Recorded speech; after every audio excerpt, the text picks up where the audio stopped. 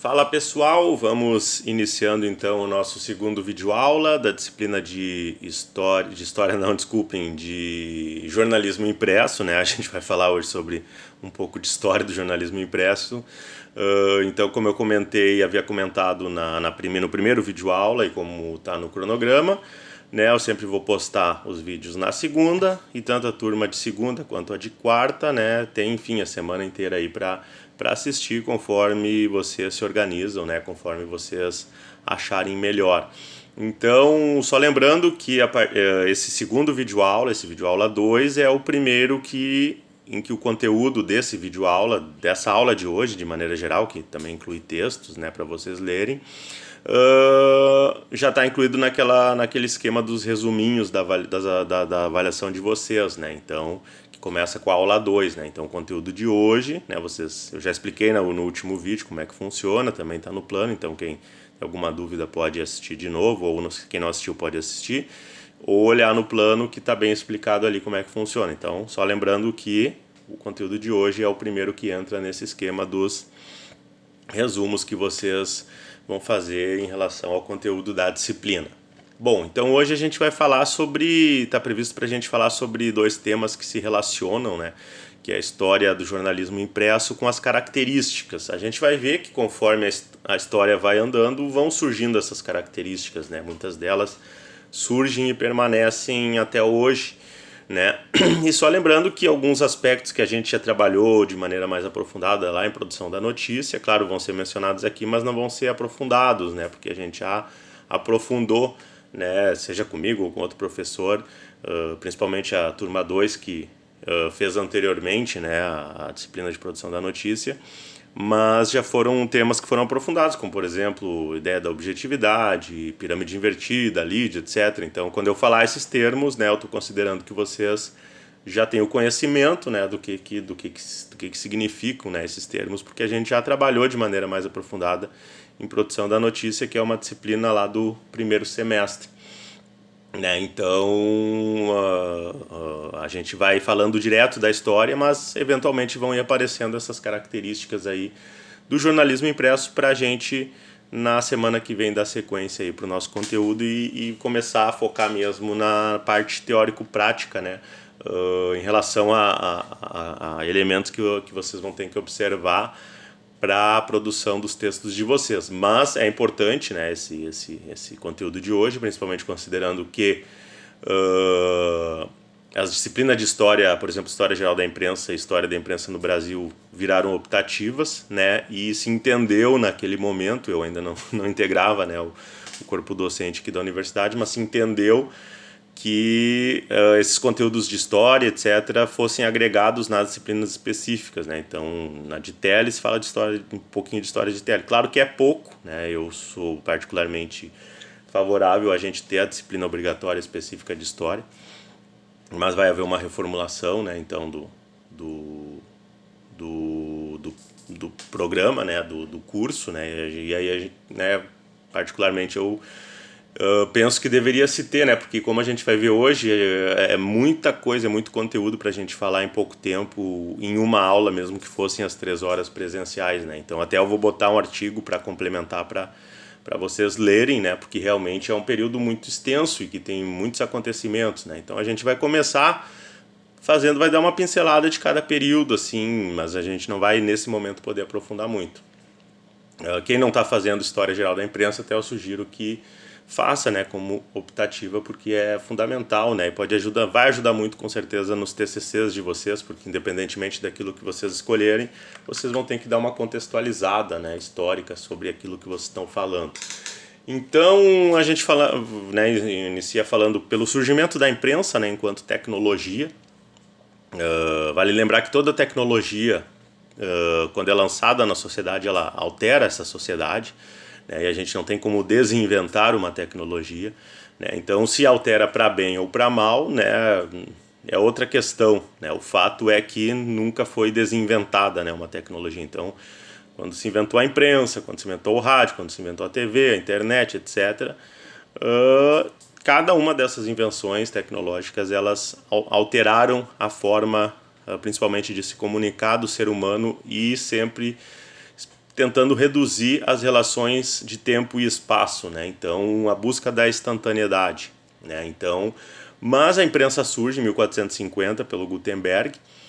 Para a primeira impressão, né, do Gutenberg é da Bíblia, né? Então, esses primeiros textos eles são principalmente religiosos, né? Mas a gente não está falando aqui ainda do surgimento do jornalismo, né? Então, a imprensa, quando a gente fala, é a impressão mesmo de livros, de mapas, etc., que a imprensa vai permitir essa produção em série, né? Que até então precisava ser feita, as cópias eram feitas manualmente, né? E com a imprensa se inicia essa produção em série, então pode-se imprimir várias cópias, né, de um livro, de mapas, etc. E o jornalismo vai iniciar somente em 1605, né, em Estrasburgo, que era então uma cidade germânica, com a publicação do primeiro jornal no sentido mais próximo do que a gente conhece hoje, né, que é principalmente a diferenciação que se tem dos panfletos, né, que inicialmente com o surgimento da imprensa logo começaram a distribuição de panfletos, principalmente com caráter religioso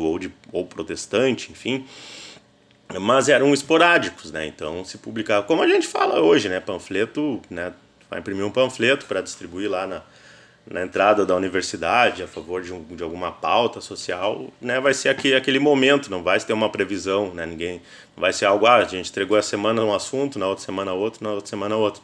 Então o jornalismo vai ter essa característica, e a gente já fala da primeira característica do jornalismo impresso, que é a seriedade, né, não no sentido de ser sério, né, mas no sentido de em série, né, então algo que vai ter um ciclo, né, então semanal, a cada 5 dias, a cada 10 dias, né? Então, essa é a primeira característica, né? É a frequência, né, com que vai ser publicado, né? Então, esse material. Como a gente já comentou, o jornalismo ele não é uma bolha, ele não está parte da sociedade, então os assuntos eles vão estar sempre relacionados com o social. Aliás, é uma demanda, né? É uma demanda da sociedade. E outro aspecto importante também é que o jornalismo, o avanço do jornalismo ao longo dos séculos, do jornal impresso, né, a gente tem que pensar que nesses primeiros séculos, 1600, 1700 principalmente, é uma sociedade que ainda é majoritariamente analfabeta, né? Então os jornais no início, principalmente, eles eram lidos em voz alta em espaços públicos, né, principalmente nos cafés, nos salões, enfim, em lugares públicos. E o jornal, acredito que em todo o mundo, né, acabou sendo um fator fundamental para a alfabetização, para uma aceleração da alfabetização da população, né? Se a gente lê, às vezes, biografias de escritores que fazem menções, né, à infância, até o Érico Veríssimo lá em 1900 e pico, ele nasceu em 1905, lá por 1912, né, e outros autores fazem essa menção, né, da leitura de jornais, né, e como um elemento que foi fundamental para a alfabetização deles, né. Então o jornalismo também teve essa importância social, né, nesse papel de redução do analfabetismo, né, da sociedade. Então o jornal ele está diretamente ligado com a sociedade, com questões sociais, etc. Então, claro, ele vai ter fases, ele vai ter inicialmente um papel bastante religioso, depois ele vai ter um papel forte na questão do Estado, como sendo um veículo oficial do Estado, né? Depois ele vai ser usado bastante com fins políticos, até chegar ao modelo mais empresa que a gente conhece hoje, e que é o predominante hoje. Então, né, se tinha essa cultura oral, tanto é que as relações públicas das cidades, eles iam pessoalmente, né, visitar os outros estados, ou com documentos escritos. Então esses documentos escritos inicialmente eles eram documentos oficiais, né? E os primeiros jornais então eles surgem na Alemanha, mas é em Amsterdã que eles se popularizam, né, de uma maneira mais rápida, né? Então, como eu comentei, eles se caracterizam, né, se tinha ali muito a publicação de panfletos, mas eles passam a se diferenciar por eles terem uma regularidade, né, na publicação, então mensal, semanal, etc., né? E a numeração também, eram edições numeradas, então, como a gente conhece, edição número 1, número 2, número 3, número 4, etc. Inicialmente, temáticas bastante religiosas e morais, né, até mais do que as políticas, depois começa a política a ganhar mais espaço. Na década de 1640 é um marco, né, porque a Europa inteira tá em conflito, Portugal lutando pela independência total em relação à Espanha. A Gazeta de Lisboa noticia a guerra de 41 até 47, então passa a ter esse caráter de notícia, de informação, né? Então as pessoas passam a se informar sobre a guerra pelos jornais, pelos jornalistas, né? Naquele contexto geralmente de pessoas alfabetizadas fazendo essas leituras públicas, né? Porque ainda se tem um contexto de uma sociedade majoritariamente analfabeta. E na França os panfletos passam a ter papel político importante, principalmente para fazer essa crítica, né, ao governo.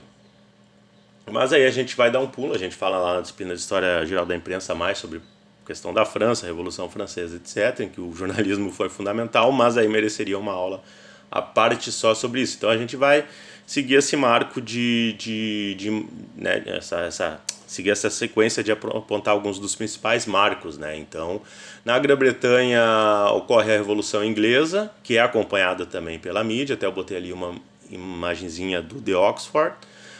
Começam a surgir textos mais próximos, então, do informativo, e surgem os primeiros periódicos não oficiais, né? Como eu falei inicialmente também, se tinha essa questão de jornais, do governo lançar jornais, né? Então, óbvio, eram informativos do governo, né? Então surgem os primeiros não oficiais que fazem uma cobertura um pouco mais independente, né? Como The Postman, The Postboy, The Flying Post, etc., que datam lá de 1695, né? Com uma circulação trissemanal, né? E tudo isso em Londres, e que tinham esse viés mais informativo, né? E outro dado importante é que, pensando na época, 1695, né, já se tinha uma tiragem de 3.000 cópias em Londres, né? Então, pensando no período, é um número grande, né? Isso demonstra também o crescimento da alfabetização, né, da população nesse período.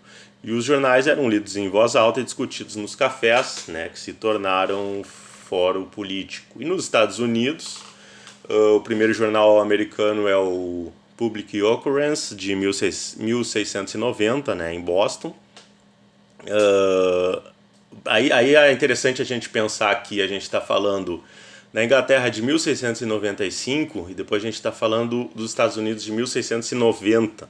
Né, e a gente vai ver depois que no Brasil tem mais de 100 anos. Né, o primeiro jornal é de 1808. Né, então tem aí, em relação à Europa, né, mais de 100 anos, 1695,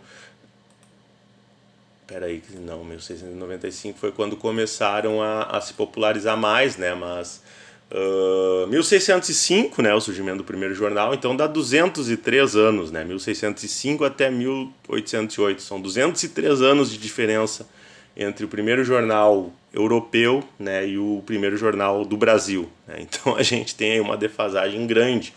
E por isso que até hoje, né, a mídia, as tecnologias acabam sempre seguindo no Brasil os modelos, as tecnologias, né, que vêm principalmente da Europa e dos Estados Unidos, mas também as técnicas, né, as narrativas, as formas de narrativa, etc., que aí a gente vai ver ao longo do semestre até em relação às características. Então, meus amigos, a gente chega seguindo no jornalismo americano, né, a gente falou 1690 também, daí 118 anos antes do primeiro jornal do Brasil, né? 118 anos, um século e 18 anos. É mais de uma vida inteira, né? São 2 vidas praticamente. Então, 2 gerações, talvez, para falar assim. Então, só para você ter uma ideia da defasagem. Claro que aí eu não vou entrar aqui nos assuntos relacionados à disciplina de temas latino-americanos, né? Que eu já ministrei. Que explica muito, né? Desse atraso em quase tudo, né? Da América Latina em relação aos outros continentes, mas enfim, não vamos entrar nesse assunto aqui.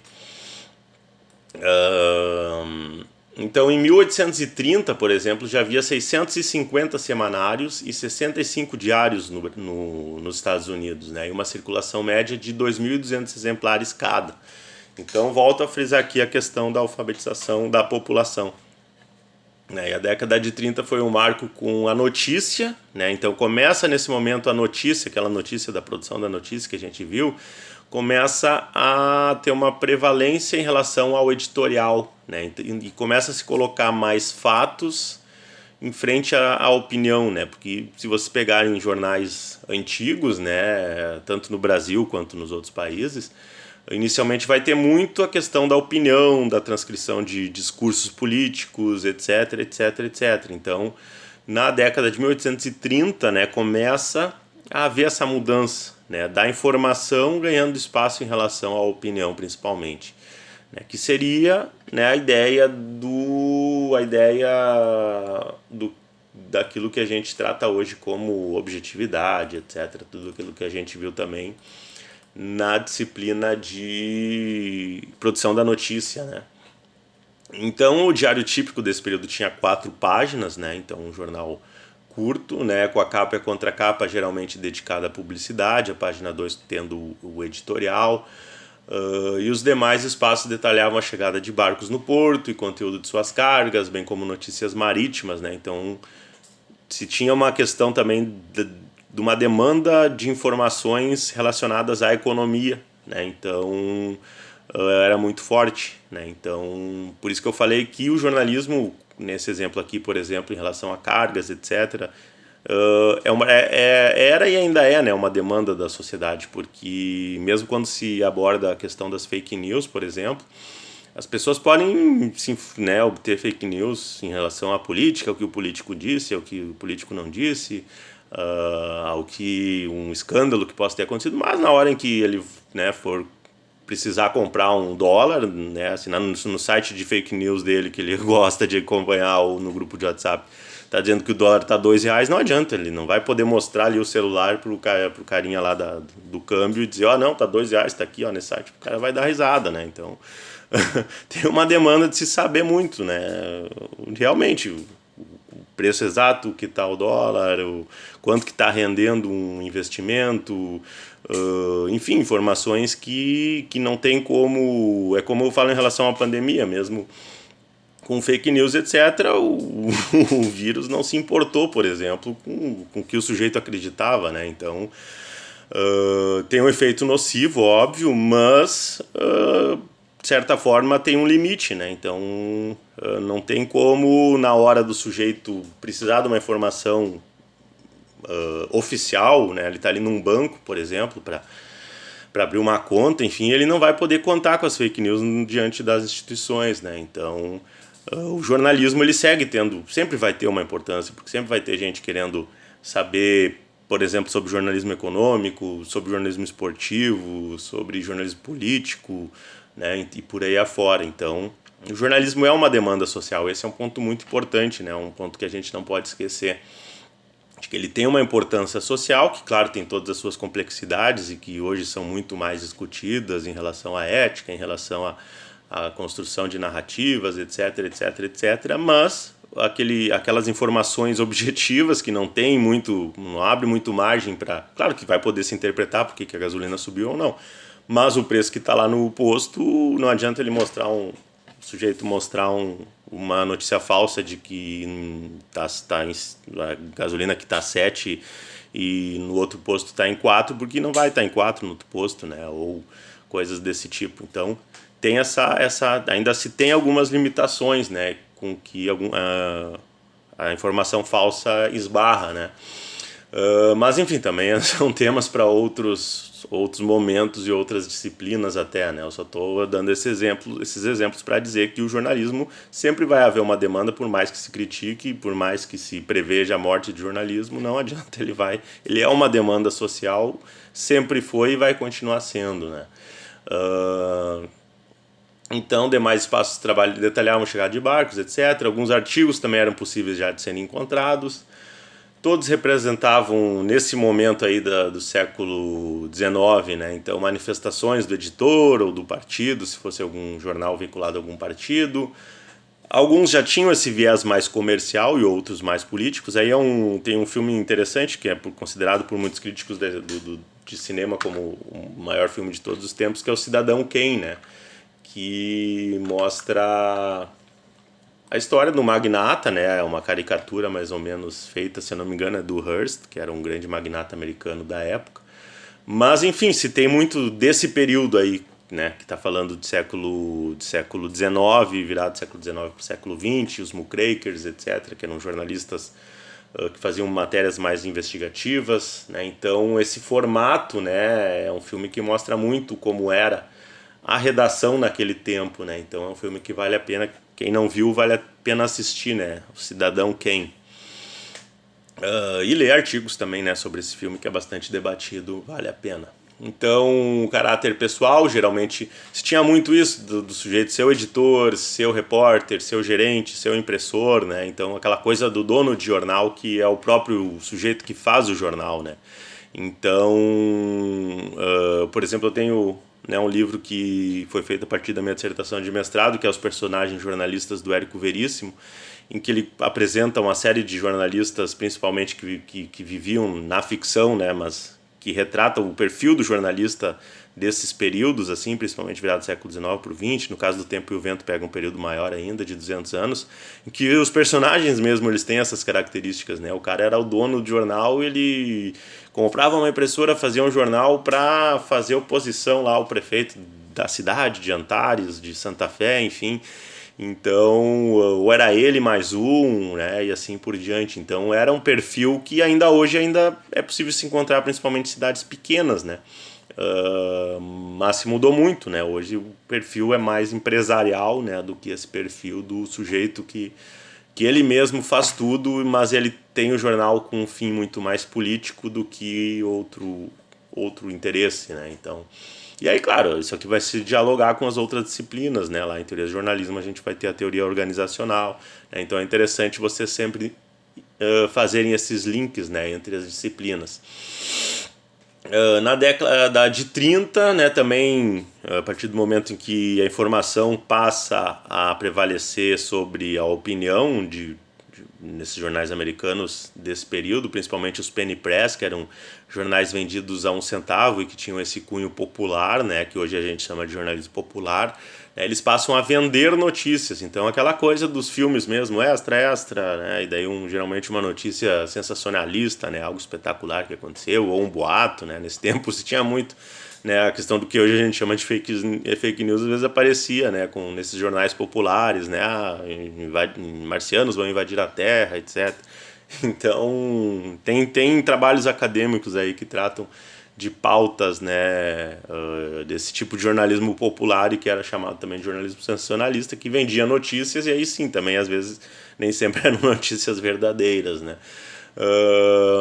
E ao invés de assinaturas, eles eram distribuídos nas ruas, né? E tinha os penny press, que eram os jornais de 1 centavo, mas tinha os 6 cents, que eram os jornais de 6 centavos, que aí eram os mais tradicionais, tipo o New York Times, por exemplo, né? Então, os penny press rapidamente passaram a ser mais populares do que esses, mas esses tinham esse viés, essa imagem da credibilidade que se tem até hoje, né? O primeiro penny paper foi o New York Sun, né, de 1833, e rapidamente se tornou o de maior circulação com 5.000 exemplares, né? Então, e que hoje, por exemplo, um exemplo é o próprio grupo RBS, né, aqui no Rio Grande do Sul, que tem a Zero Hora, que é o jornal que seria equivalente no imaginário ao Six Cents, né, o jornal mais caro, digamos assim, mas mais completo, com análises, né, professores de pós-graduação escrevendo colunas, como Carlos Gerbasi, por exemplo, e o Popular, que seria o Diário Gaúcho, né, que aí é mais barato, circula mais para, né, tem ainda aquelas colunas, não sei se tem ainda, mas até um tempo atrás ainda tinha aquelas colunas, corações solitários para a pessoa escrever e procurando namorado, namorada, etc. Horóscopo forte, os comentaristas são os mesmos da rádio, porque tem um apelo popular, Pedro Ernesto, etc. Na época que eu morei em Porto Alegre ainda tinha muita questão do Paulo Santana, etc. Então escrevia um texto um texto maior ali para Zero Hora, e no Diário Gaúcho seria um texto mais com uma linguagem mais simples, etc., mais com esse apelo popular mesmo, né? Enfim, então outros seguiram um modelo, né? New York Herald, etc. Rapidamente o modelo nova-iorquino se espalhou pelo país, né? Boston Daily Times, Philadelphia Public e assim por diante. E no Brasil a gente tem então a imprensa colonial, né, ao controle em relação aos livros impressos, quando se surge a imprensa, né, e a partir de 1624 os livros dependiam das autoridades civis para serem impressos como Estado e Igreja, né, então dependia dessa autorização do Estado e da Igreja. Bibliotecas particulares começam a aparecer em 1790, mas aí a gente vai para o surgimento dos jornais, como eu falei, é 1808, né, o primeiro jornal tem o Correio Brasilense de 1º de junho de 1808, mas aí tem uma polêmica que eu não vou entrar nela, só vou passar para vocês a informação e aí cada um interprete como quiser, de que esse primeiro jornal, alguns dizem que não foi o primeiro porque ele era editado em Londres pelo Hipólito José da Costa, né, para justamente ele não ser preso pelo conteúdo, etc. Ele editava em Londres, ele morava em Londres, e esse jornal vinha de Londres para o Brasil, mas era um jornal feito com pautas do Brasil, né? Mas alguns não consideram, porque ele não era feito no Brasil, apesar de ser feito por um brasileiro fora do Brasil e com as pautas todas do Brasil. Sob essa perspectiva, então, o primeiro seria o Gazeta do Rio de Janeiro, de 10 de setembro de 1808, que era o jornal vinculado ao governo, no caso, né? Então,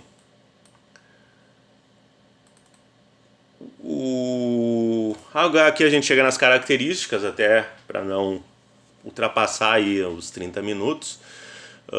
Como eu falei, tem a disciplina optativa de História da Imprensa no Brasil, tem aqui, está em andamento agora, que é o que estou ministrando, que é a História Geral da Imprensa, em que a gente aprofunda tudo isso, né? Então, a história do jornal da imprensa brasileira, por exemplo, nossa, é gigante, espetacular, tem personagens, tem veículos, tem o Chateaubriand, tem as revistas dele, Revista Cruzeiro, Realidade, né? Tem os primórdios do rádio, tem os primórdios da televisão, tem, que aí nem é impresso, mas enfim, tem os primeiros jornais também, tem toda a cobertura da imprensa sobre a abolição da escravatura, enfim, tem N, né? Tem todo o período de Getúlio Vargas, tem todo o período do regime militar, então tem a transição para a internet, né? Então são muitos e muitos pontos que cada um deles merecem até muitas e muitas aulas, né? Então não vai dar aqui para a gente falar sobre tudo isso, né? Tem as disciplinas específicas para isso. Então eu vou postar as características antes. Então o jornal, então, como a gente falou, tem essa periodicidade diária, trissemanal, semanal, enfim. Tem esse custo hoje em dia, se for pensar em relação à internet, tem o custo com papel, mas tem muito ainda da cultura empresarial local, né, das cidades, de querer ver o seu anúncio fisicamente palpável, né? Então ainda se tem essa cultura, às vezes, de que algumas empresas, e às vezes grandes empresas, ainda tem o imaginário de que anunciar na internet é algo que não teria o mesmo valor do impresso, mas está mudando muito e aceleradamente nessa cultura. Mas ainda se tem o custo com o papel, tem a questão do planejamento gráfico, o espaço limitado, né? Então, eu trabalhei em jornal impresso, então às vezes o título não podia ser do jeito que a gente queria, porque tinha que caber ali em uma linha, então tinha que mudar as palavras, às vezes era um quebra-cabeça que ocupava, às vezes, sei lá, 10, 20 minutos até tu achar um título que não ficasse ruim e que cabesse naquela linha. As colunas também, né? Então tu não podia condensar muito o espaçamento das letras, senão o cara lá da diagramação te ligava e mandava tu reescrever, reajustar, cortar um pedaço, porque não tinha como ficar daquele jeito. Enfim, então tem N fatores que influenciam e que diferenciam até do texto do online, né? Então busca aprofundar. Hoje, né, tem também essa característica de tentar aprofundar pautas, né? Porque não tem como competir com a instantaneidade da internet, né? Então tá tendo uma volta até na posta de reportagens maiores, mais interpretativas, e principalmente as revistas, né, que sempre tiveram essa característica, né? Mas mesmo migrando para a internet, elas também têm essa característica de... A gente vai falar mais sobre elas mais para frente, e tem a disciplina específica de jornalismo impresso de revista, então também para não ficar repetitivo.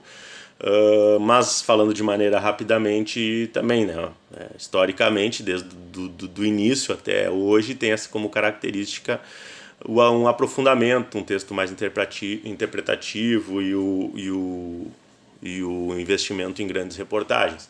Eu vou postar para vocês um artigo da professora Marta Sheridan no E-Aula, né? O jornalismo foi inventado para informar, o papel da notícia em 1900, que pega bem dar uma aprofundada nisso, né, que a gente não teve tempo aqui de aprofundar, né, que é digamos assim, é o período pré-rádio de 1900 a 1900, a década de 30, começa a época de ouro do rádio, né? Então, pega aí essas 3 décadas assim, que o jornalismo impresso realmente tinha muita força, né? E claro que ele vai seguir tendo até os anos 90, pelo menos que eu vivi, né?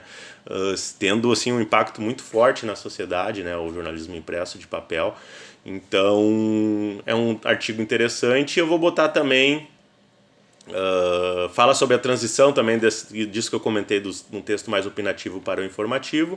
E vou botar um vídeo do Juremir Machado da Silva, Os Jornais Só Mentem, é um vídeo de agora, dessa semana, em que ele critica, né, a crítica exagerada que é feita a todos os teorias da conspiração, a grande mídia sempre está contra a sociedade, inventando, não sei o que. Ele traz uma reflexão muito interessante e contemporânea, né? E aí a gente fala de jornais de maneira geral, mas pega esses tradicionais e que ainda hoje, mesmo no online, eles seguem sendo referência, né, no jornalismo. Então, é isso por hoje e até a próxima semana. Fiquem bem.